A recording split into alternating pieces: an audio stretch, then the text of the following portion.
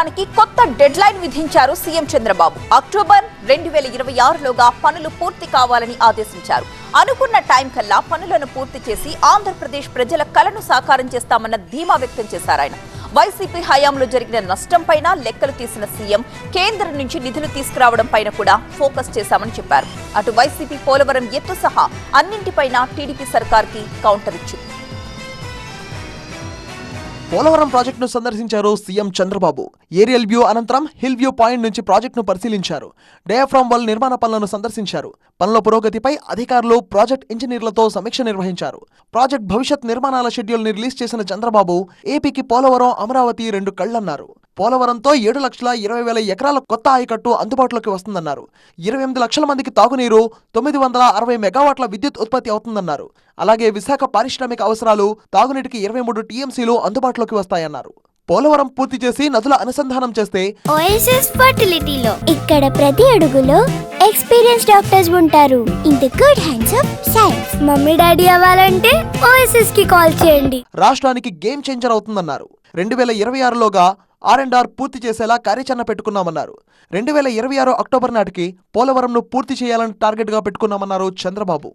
కొత్త diaphragm wall equipment అంతా కూడా వస్తుంది, మెషిన్స్ అవన్నీ. ఇది జనవరి 2వ తారీఖున ప్రారంభమవుతుంది. ప్రాజెక్ట్ ని ఎట్టి పరిస్థితిలో 2026 అక్టోబర్ ఆ ప్రాంతానికి పూర్తి చేయాలని టార్గెట్. పోలవరం పూర్తి చేసి నదుల అనుసంధానం చేస్తే రాష్ట్రానికి ఇది గేమ్ చేంజర్ గా తయారవుతుంది. నదుల అనుసంధానానికి అవకాశం ఉండే పనులను కూడా వర్కౌట్ చేసుకోవడం అది నెక్స్ట్ ఫేజ్. వేరే రాష్ట్రాలతో ఉండే డిస్ప్యూట్స్ కూడా ఉన్నాయి. అటు ఒరిస్సా, ఛత్తీస్గఢ్ ఈ రెండు ఉన్నాయి. సుప్రీంకోర్టులో కూడా ఒక రిట్ ఒకటి ఉంది, దాన్ని కూడా టేకప్ చేయాల్సిన అవసరం ఉంది. ఇవన్నీ కూడా వర్కౌట్ చేసి 41.25 కానీ 45.72 కానీ ఏమేమి అనుమతులు కావాలనో, ఎలాంటి అడ్డంకులు ఉన్నాయో అవన్నీ క్లియర్ చేయడానికి ఒక ప్లాన్ ఆఫ్ యాక్షన్ తయారు చేసి వీఆర్ మూవింగ్ ఫార్వర్డ్.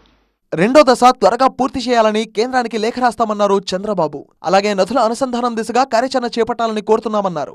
పోలవరం ఎత్తుపై స్పష్టమైన విధానాలతో ముందుకెళ్తున్నామన్నారు. గత 5 ఏళ్ల విధ్వంస పాలన జరిగిందని, 2019లో టీడీపీ అధికారంలోకి వస్తే 2021లోనే పోలవరం పూర్తయ్యేదన్నారు. పట్టిసీమను చాలా మంది ఎగతాళి చేశారని, ఇప్పుడదే దిక్కయిందన్నారు. పోలవరం కోసం పండుగ రోజు కూడా పూణేకెళ్లి కేంద్ర మంత్రిని కలిశారని గుర్తు చేశారు. మరోవైపు ప్యాకేజీలో భాగంగా పోలవరం ఎత్తు తగ్గించే ప్రయత్నం జరిగిందని ఆరోపించింది వైసీపీ. 30,000 కోట్లు ఎగ్గొట్టాలని కేంద్రం చూస్తుందని, అందులో చంద్రబాబు పాత్రదారుడయ్యారని అన్నారు అంబటి రాంబాబు. లేకపోతే మోడీ గారు, చంద్రబాబు నాయుడు గారు మాట్లాడుకుని చేశారో నాకు తెలియదు.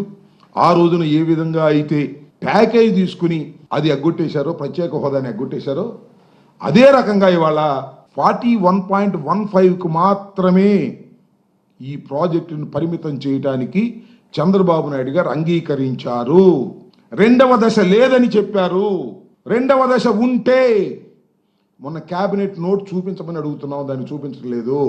ఈ మొదటి దశతోనే పూర్తి చేసేసి మళ్ళా రీహాబిలిటేషన్కి దీనికి ఇవ్వాల్సినటువంటి 30,000 కోట్లు ఎగ్గొట్టేయాలని చెప్పేసి సింపుల్గా తప్పుకోవాలని కేంద్రం నిర్ణయించుకుంది.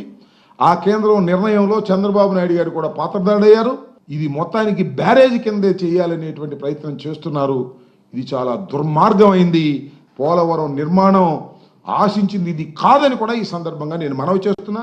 ఆరోపణలు, అనుమానాలు ఎలా ఉన్నా పోలవరాన్ని అనుకున్న సమయానికల్లా పూర్తి చేస్తామంటోంది చంద్రబాబు ప్రభుత్వం.